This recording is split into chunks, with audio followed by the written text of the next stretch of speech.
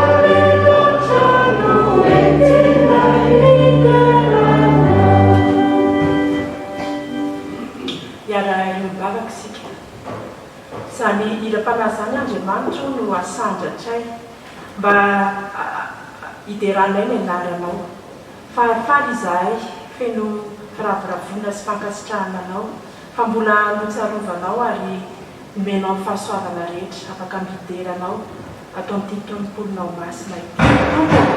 Dia mangataka indrindra ny fanatrehan'ny fanamao masina ty anatinay. Raha andray ny teninao izay ry Tompo, diovy ny fonay mamelany elokay fantatrao ny tsy famendrehanay rehetra.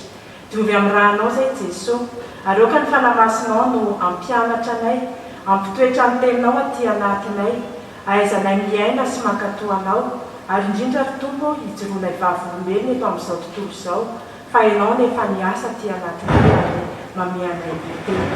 Ho ankehitriny ry Tompo, mangataka indrindra ilay fanamasina hiasa amin'ireto olonao tsirairay avy, hiasa amin'ny olona izay hitondra ny teninao, ny mpanomponao, ka ho tonga fiainana ho anay tokoa ny teninao. Dia mitenena aminay Jehova Tompo fa miainy ny mpanomponao. Amin'ny anaran'i Jesosy Kristy. Amen. Petrakantsika ry havana. Ataontsika ny hira tonga ny fotoana ny famakiana ny zavatra masina.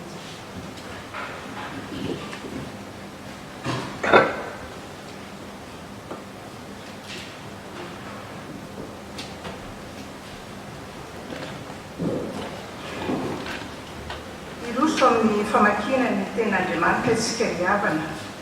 Dia misokafatsika ny baibolitsika ao amin'ny fanekena vaovao filazantsara araky-lioka toko 12 anjininy fahavalo ka hatramin'ny 12.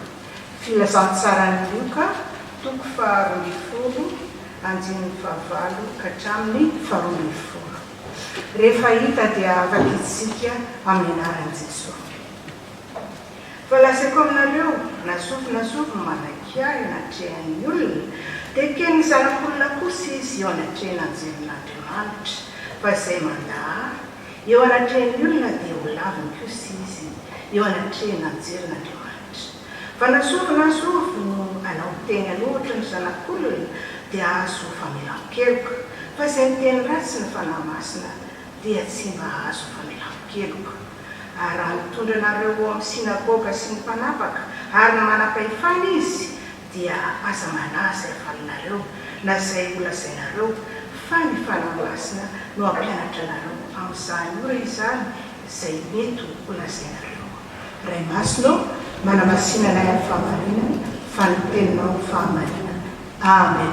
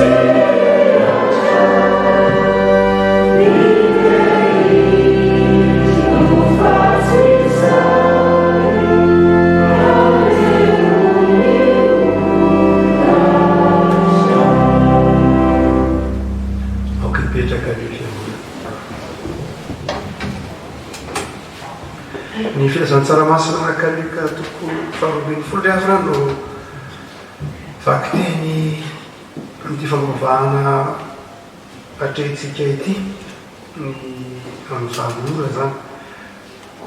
Lioka toko 12 ny 15 ka hatramin'ny 12. Ny loahevitra moa riavako malala na ny FDP izay voizina amin'ity volana Mey ity dia fitaovana ny kristiana anaiky ny fitarihan'ny fanahy masina. Ny fanahy masina izay fanahy mpitarika ary fanahy mitoetra ao am-pon'ny olona dia tao manotompo antsika ny hanekentsika ny fitarihana. Ity lioka toko 12 ity dia mitantara manokana momba ny fanahy masina. Misy toetra maro samihafa izay asehoan'ny tompo amin'izay momba ny fanahy masina, asehoan'ny tompo koa momba ny andraikitry ny fanahy masina izay ataon'ny fanahy masina amintsika. Fa amin'ny 5 ka hatramin'ny 12 dia misy toetra roa na misy andraikitra roa izay hitarihy ny fanahy masina antsika. Rehefa mitady antsika ny fanahy masina dia inona no atao, inona endrika isehoany zany fitarihiny zany, manao inona amintsika izy ary inona ny tokony ataontsika aminy amin'ny 5 ka hatramin'ny 12. Voalohany indrindra dia ny fanahy masina nitaona antsika, nitarika antsika mba hanaiky an'i Jesosy Tompo hitory ny famonjena taon'i Jesosy tompo ny fanamasina dia mahatonga antsika manaiky any Jesosy tompo ho tompo sy mpamonjy eo anatrehany olona. Ny fanamasina zany rehavako malala dia fanahy mitarika ho vavolombelon'i Jesosy. Zay ny voalohany indrindra. Ny fanamasina mindiny vavavy zankatra mindiny fahasify dia hoy izy manao hoe hoy Jesosy izay manday ahy eo anatrehany olona dia ho lavina kosa eo anatrehany anjelin'Andriamanitra. Ny fanamasina dia fanahy nitaonantsika hanaiky any Jesosy na ho vavolombelon'i Jesosy eo anivon'ny fiarahamonina.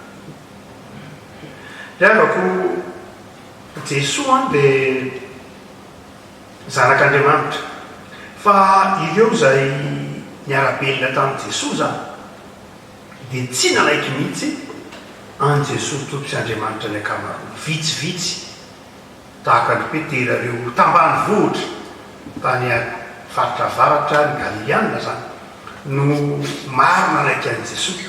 Fa reo manampahaizana ny roratalana, ny mpisorona, ny fariseo, ny sadoseo, ny mpitondra fahefana, ny manam-pahefana, ny ankamaroany reo ataontsika hoe olon-dehibe sy olo manakaja atao amin'ny fiarahamonina dia tsisy nanaiky any Jesosy ho zanak'Andriamanitra ary tsisy nanaiky any Jesosy ho mpamonjy mihitsy ho lay Mesia.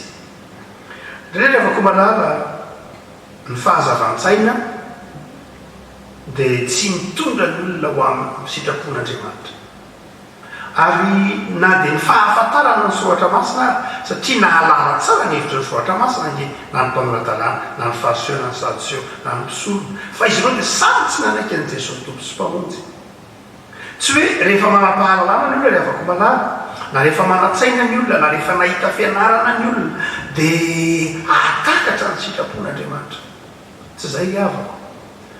Ary eto amin'ity ioka toko faharoapolo folo ity dia asehon'i Jesosy fa tena ny fanahin'Andriamanitra ny mahatonga ny olona manaiky fampamonjy Jesosy.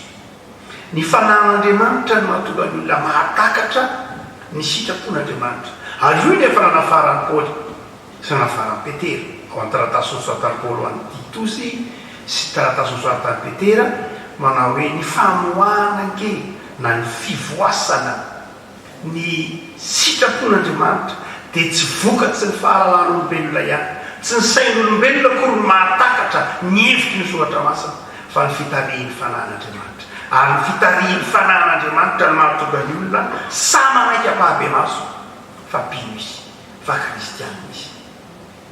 Petera rehavako malala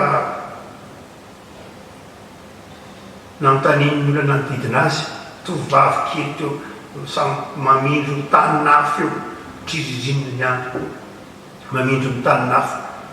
Nanontaniany Jesosy, nanontanian'ilay tovovavy kely sy mpamiaraka tany nafy eo Petera, ianao anke ohatra rehefa hitako miaraka tamin'ny lehilahy tsara io hoe tsy namany io ve ianao? Dia hoe Petera tsy mahafantatra an'io zany aho, tsy haiko olona io, iso ianao fa tsy fantatro olona io. Dia avako tsy dia hoe zavatra mora akory ny mijoro vavolombelona hoe Jesosy dia sakaizako na izaho dia zandrin'i Jesosy. Tsy mora ny avako malala, indrindra ny toe-tsaina izay napetraky ny taonjato faharoapolo dia toe-tsaina izay mampisaraka ny fivavahana sy ny finoana. Ny ataontsika hoe lalàna mampisaraka ny fiangonana sy ny fanjakana tany Frantsa izay nampiarina teto Madagasikara raha teo koa azy dia mivoy ny antsoina hoe laïcité. Ka indraindray laïcité dia tsy ratsy akory any, tena misy zavatra mazava mihitsy. Jesosy efa nilazava tsara mihitsy any manao hoe zay any Kaisara dia any Kaisara, zay an'Andriamanitra dia an'Andriamanitra. Ekentsika mihitsy afaka malala fa sitrapon'Andriamanitra ny hoe fahefana samihafa mihitsy ny fahefan'ny fiarahamonina sy ny fahefan'ny tenin'Andriamanitra. Mazava ho azy ny tenin'Andriamanitra manana sata mifehy azy ny mpino, fa ny fiarahamonina koa manana sata mifehy azy, tsy maninona mihitsy, mazava zany. Fa indraindray afaka malala laïcité dia lasa fivavahana, lasa religion koa lay lay isite lasa finoana ary dia lasa toetsaina nampisaraka ny olona tsy tamin'Andriamanitra ihany fa nampisaraka ny olona tamin'ny atao hoe fivavahana. Lay raha fiarahamonina napetraka zany hoe aloha isaraka mihitsy any finoana, isaraka raha mpiarahamonina, isaraka amin'ny raharaha-panjakana, dia izao lasa finoana koa zay ka lasa tsy mahatoka ny olona manadino lafiny anankiray amin'ny fiainana dia natao hoe fanahy ka mahatonga azy tsy mivavaka. Ary fantatsika fa marina ny tenin'ny mpandinika manao hoe ny natiora tsy tia zavatra foana fa rehefa misy zavatra tsy misy eo na vita dia misy zavatra misisika eo. Ny olona natao hivavaka ary rehefa tsy ao lay vavaka satria ny olona dia marina ny tenin'ny mpandinika ny olombelona hoe intsika olombelona tia dia zavaboary natao ino sy natao hivavaka. Rehefa nirarana na nifoana lay etaita-pivavahana dia misy zavatra misosoka ao ary dia zay mahatonga io fiarahamonina io miraparapa sy aroa satria lay fanahy mivavaka ao anatin'ilay olombelona dia voarara na tsy mivantana azy. Eto any avako malala dia mampiaranatsika mihitsy ny lika toko faroambin'ny folo manazava fa izao tena ny fanahy masina mahatonga antsika samy joro vavin'olombelona fa any Jesosy. Hotsika hoe ny fiarahamonina izay hitantsika ankehitriny dia fiarahamonina toa mampamenatra ny mijoro amin'izany hoe za kristiana. Fiarahamonina izay toa voizina ao anatin'ilay fiarahamonina ny hoe hakanosana ny maha-kristiana. Fiarahamonina toa mivoy ny hoe tsy ilaina ny fivavahana. Fiarahamonina toa mivoy manao hoe voavahan'ny zavatra hita maso ny olana rehetra. Tiavako malala ny antony vavahana kristiana angetsy zany. Vavahana kristiana angetsy hoe fivavahana natao hamany olana rehetra misy eto ambonin'ny tany, tsy zay namaiky an'Andriamanitra. Noho zany dia eto hiavako Jesosy mampianatra antsika ny fanahy masina dia mitarika antsika anaiky fa Jesosy tompo sy mpamonjy antsika. Jesosy dia Andriamanitra. Ny fanahy masina dia mitonanao anaiky hijoro afahabe maso vavolombelon'ny fiainana kristiana. Ianao dia mpino ianao. Ary rehefa mpino riavako malala dia manana sata hafa mihitsy. Manana sata hafa mihitsy ny mpino dia ity satan'ny olona izay irak'Andriamanitra ty amin'izao tontolo izao ka mitory famafahana, mitory fitiavana, mitory finoana, mitory fifandraisana, mitory fifaliana rehefa ao an-tompo. Dia hoy ary Jesosy nazovy no manahiky ahy ao anatrehan'ny olona dia ekeny ny zanak'olona kosa izy io anatrehan'ny anjelin'Andriamanitra. Fa izay mandary anatrehan'ny olona dia ho lavina kosa izy io anatrehan'ny anjelin'Andriamanitra. Aza menatra ny vavolombelon'ny tompo ary afako malala ary aza kivy amin'izay mahavavolombelon'ny tompo misoa amampinonao. Ray mety mahazo isy teny ny ankizy ny an-dakilasy any, ray mety mahazo isy teny any am-piasana any, fa mety mitrango zany riavako malala. Ary misy fotoana tena hitakin'ny tompo mihitsy izany fijorono zany. Misy ovelam-panontaniana any randray manao ianao hoe kristiana dia misy miteny manao hoe kristiana tsotra tsotra kristiana ngavisy kristiana tsotra zany fa ninona ny tsotsotra rehefa inona dia tsotra dia rehefa inona dia tsy tsotra. Tsy voambolana na tsotra masina mihitsy hoe kristiana tsotra fa na kristiana na tsy kristiana. Ny andraikitra tsy mahatsotra na tsy mahatsotra loatra. Tsy rehefa pastera dia kristiana tsy tsotra fa rehefa lahiga dia kristiana tsotra. Rehefa dekôlina dia dekôlina fa rehefa tsy dekôlina dia kristiana tsotra. Tsy voambolana zay apetrakatsika ihany zany fa rehefa kristiana dia kristiana riavaka. Ny fanomezam-pahasoavana no samy manana ny mahasamy hafa azy fa samy kristiana daholintsika rehetra. Afaka samy miteny dole kristiana tsotra ary afaka samy teny hoe kristiana tsy tsotra fa samy kristiana avokoa. Dia sahiry avako malala mijoro ray mety mipetraka izany fanontania izany ho an'ny kira hoe kristiana dia sahiry dia za kristiana. Sahiry izao asy hoy fa kristiana kosa ianao amin'ny toetra fa tsy kristiana izay mampitondra henatra an'Andriamanitra rehefa avy eo. Asy hoy fa marina ianao amin'ny fanajana ny fotoana, marina ianao amin'ny fanajana ny hafa, endry ianao olona malemy fanahy ianao, olona tia olona ianao, manaja olona ianao. Zany ny kristiana riavana. olona ty asa ianao fa tsy hoe olona kristiana rehefa kamiasa taralava malaza masika tsy mba manam-pandeferana manambany ny hafa mirehare nefa kristiana raha izany dia zao mela pantalon tena kristiana marina tokoa ve anao fa ny kristiana dia avako malala fanasina ary mahatoka ny olona miteny hoe za koa mba teo kristiana ny asa fanamasina faharoa avako malala dia ity teneniny Jesosy ty miaro anao indray izy ao anatin'ny fijoroana vavolombelona ny voalohany taonanao izy hijoro vavolombelona fa faharoa dia zao miaro izy amin'ny fijoroana vavolombelona misy lafinjavatra izay rehefa mijoro kristiana ianao manambara-pahabe maso amin'ny fiainanao amin'ny tenanao amin'ny fifandraisanao amin'ny asanao fa pino tsy voatery hoe dia asiana baiboly akory eo ambony brao fantatra hoe kristiana tsy voatery hoe asiana ilay andinitsotra masina ieza be iny eo tsy voatery ho zany diava maafaka manao zany ino tsara fa tsy afaka tsy voatery ho zany tsy maninona siora izany fa tsy voatery ho tsy maintsy ho izay akozy hoe anga dia tsy maintsy asiana soratra ny fiarakodia hoe zao tsy maninona asio soratra fijoroana vavolombelona fa raha tsy manao zany aza ny tsara ny olona tsy manao an'izany fa misy day kristiana nitoetrako ny tena hafantarana ny mahay zany ny fitiavana ny fifaliana ny fahatsoram-piainana ny fahamaotinana sy ny sisa ny afako malala fa izao eo ampijoroana vavolombelona ianao Jesosy dia mety mandalo zavatsarotra toy izy manao hoe fa ny fanamasina no nampianatra anareo amin'izay ora mety ho lazainareo amin'izay ora na amin'izay teny mety ho lazanareo zany hoe rehefa mijoro vavolombelona isika ka tratry ny zavatsarotra entinao amin'ny sinagoga hoy Jesosy eto dia ny fanamasina indray ny miaro atsika ny fanahy ny mitarika atsika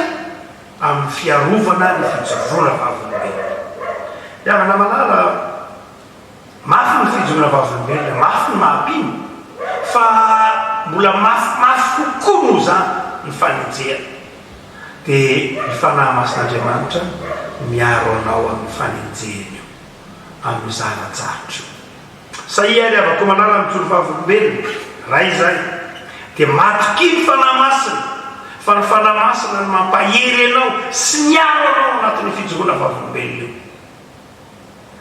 zay dia matoka ny tompony teny eto hoe raha ohatra ka mijoro vavolombelona ianareo manambara an' Jesosy tompo sy mpamonjy dia ny fanahy mitarika anareo ary ndraindray nareo mety ho tsosa ihany hoe tena menatra zay Jesosy raha tsy vitako ilay mijoro vavolombelona miteny hoe zanak'Andriamanitra ianao ohatra menatra ihany natao hoe kristiana dia mbola mahazo famelan-keloka ianao fa raha tokosa ianao manda ny herin'ny fanahy masina manda io teneny hoe miteny ratsy ny fanahy masina dia tsy azo famelan-keloka intsony ianao afaka malala ity andinitsotra masina ity dia matetika anontaniany mpino hoe io no mapastery inona ny dikany hoe miteny ratsy ny fanahy masina dia za mahafanontaniana manao hoe manina motsy hoe inona no miteny tsara ny fanahy masina amin'ny fanontanianao hoe fa inona ny mahazava-dehibe le hoe miteny ratsy ny fanahy masina inona ny mahazava-dehibe an'izay ka zay andiny kely ana be dehibe no aza metrahana fanontaniana ka ohatra mbanina fotsiny zay mbola saina mahaolombelona zay mbola saina mahaolombelona le fahaliana inona le miteny ratsy ny fanahy masina tsaroko tamin'izay toera-pahamanana mpitandrika afaka teolojia dia nanontanana izy io any pasteur Boudouin Johnson zay ona pasteur inona kay le miteny ratsy ny fanahy masina atao eny amin'ny fotoam-pavahana atao tamin'ny fitorana sasany inona kay le miteny ratsy ny fanahy masina dia ozy izy sady nome izy za koa tsy mahay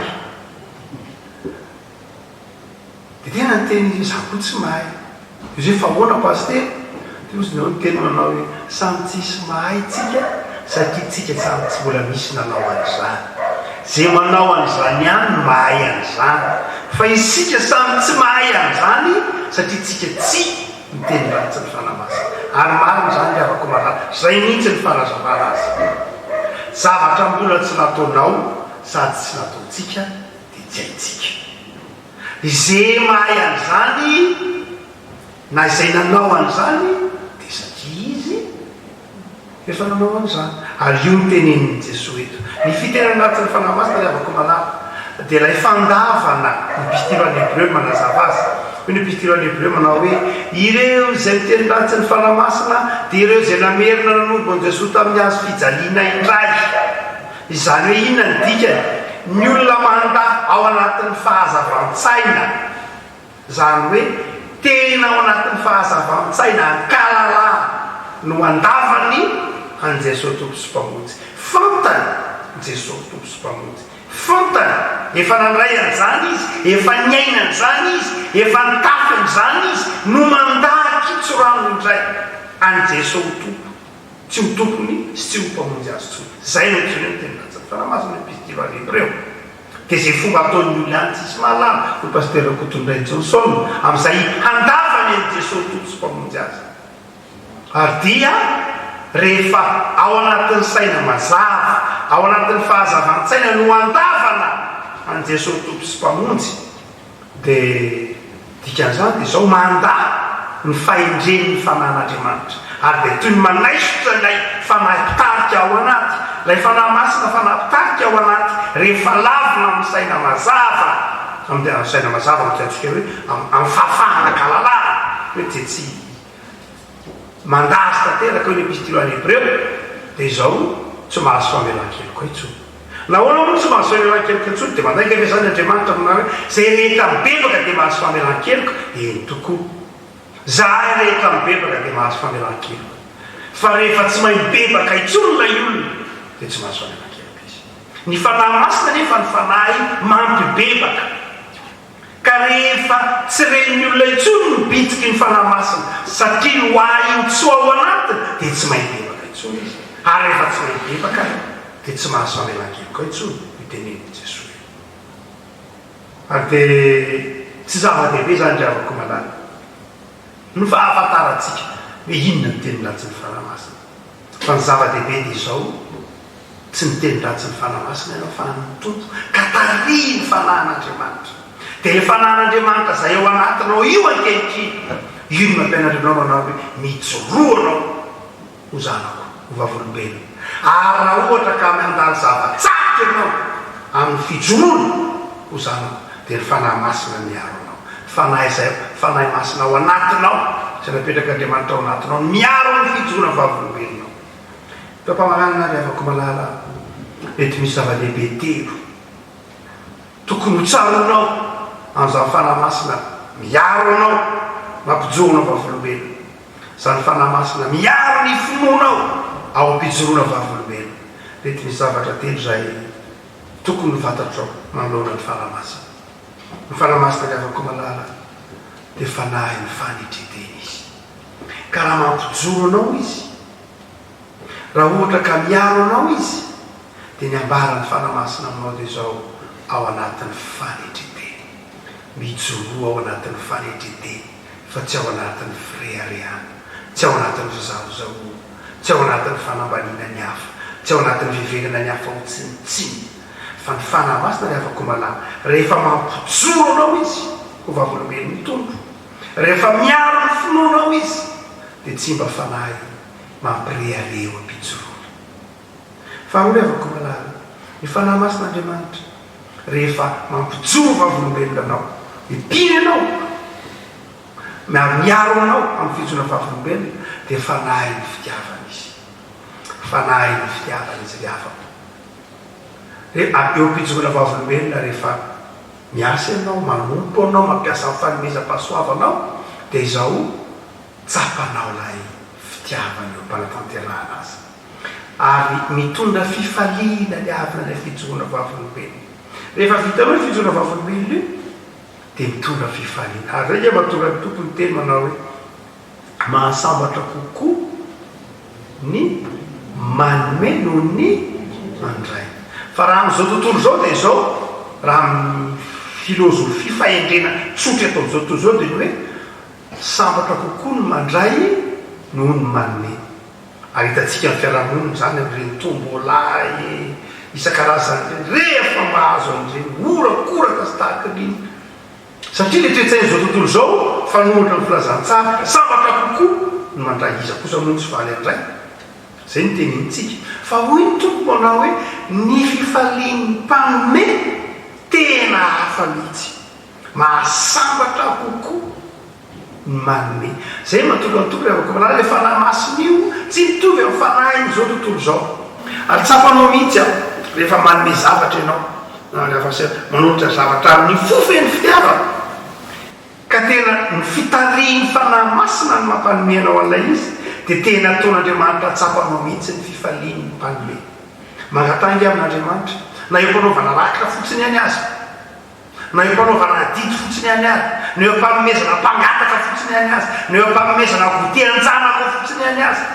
rehefa tenao ataonao amin'ny fitiavana io tena tsapanao ny fifaliany ny mpanome ho zany driavako malala ny fanahy masina mitarika anao ny vavolombelona ny fanahy masina mitarika anao sy miaranao ampidorana vavolombelona fa zao ry havako ao anatin'ny fitiavana naovana an'izany fanahy masina mitaona anao anao zany ao anatin'ny fitiavana ka na misy olona aza mankahala anao noho ny fijorana vavolombelona hoe tombatetaka koa ianao raha kristianina be zao mitsara anao no maha kristianina anao raha tena ataonao amin'ny fitiavana ny fijorana vavolombelona dia tsy latsaka ao anatin'ny fankahalana azy akory ianao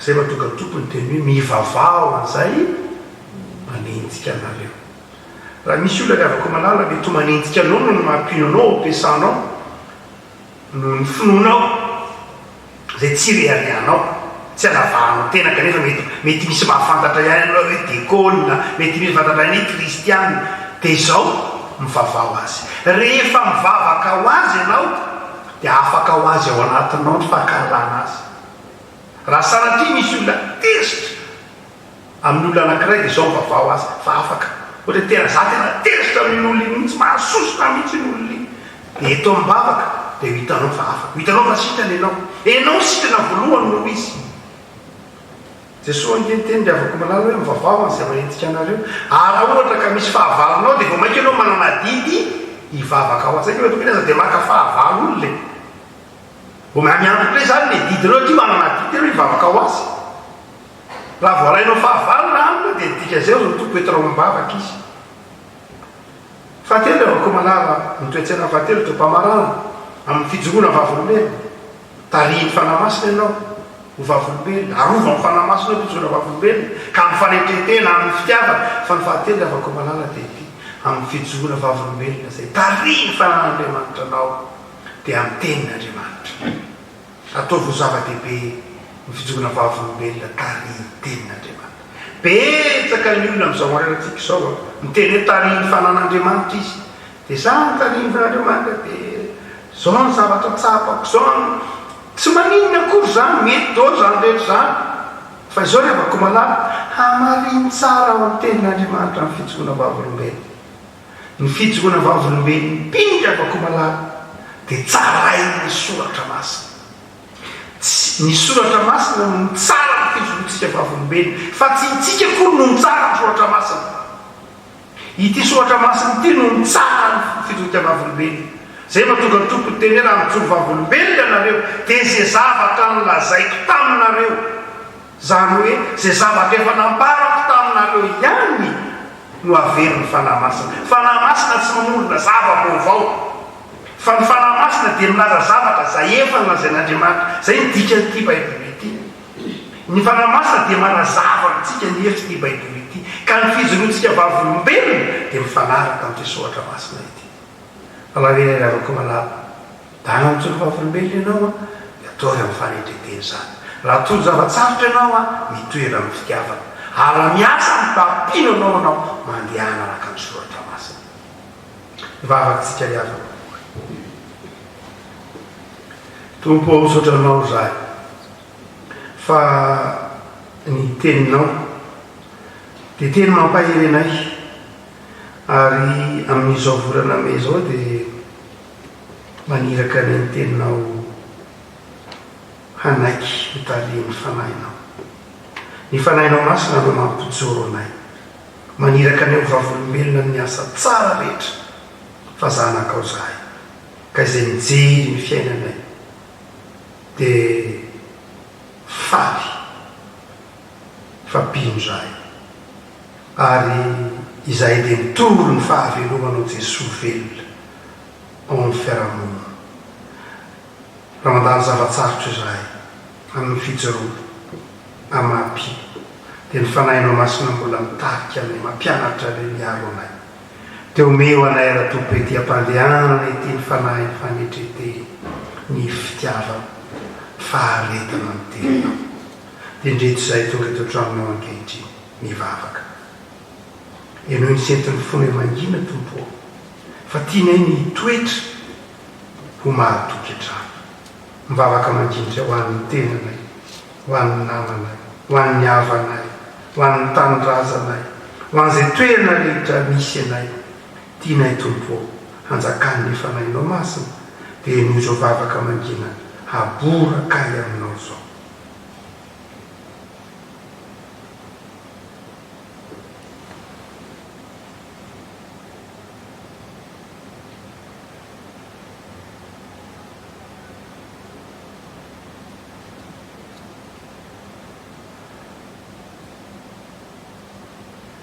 tompo ianao ny vavakay fa Andriamanitra tsara ianao dia aza manaiso tamin'ny fanahinao masina ty anatinay tahio ny tokantranonay tsirairay avy tahio ny mpiray-tanindrazana aminay tahio ny firenenay amin'izao vanim-potoana sarotra izao azona iantoka fa mpamonjy mora azo amin'ny zava-manahirana ianao dia miarovanay tompo ary mitoera ao aminay tsirairay avy no ny amin'i Jesosy Kristy zanakao miombon'izay amin'ny vavaka nampianarana menanao hoe raha inay izay ny tanitra ho amasina eny lalana ho tonga neny fanjakanao atao aneny sitraponao ety an-tany tahaka ny tanitra meonay ny anina saza ao anay ary mamelany elokay tahaka namelanay izay meloka taminay ary aza mitondranay amin'ny fakapana manafana amiratsy anao ny fanjakana sy ny ely ary ny voninahitra mandrakizay amen mana ny fotoantsika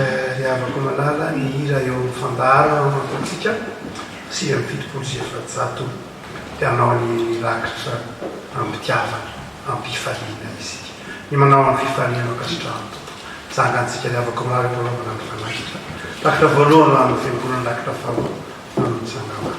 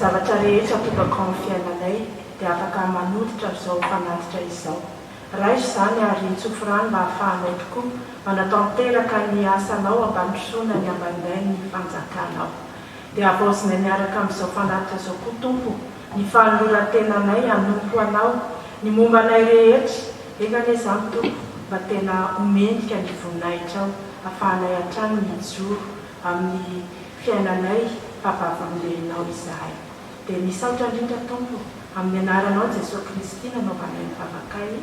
Amen.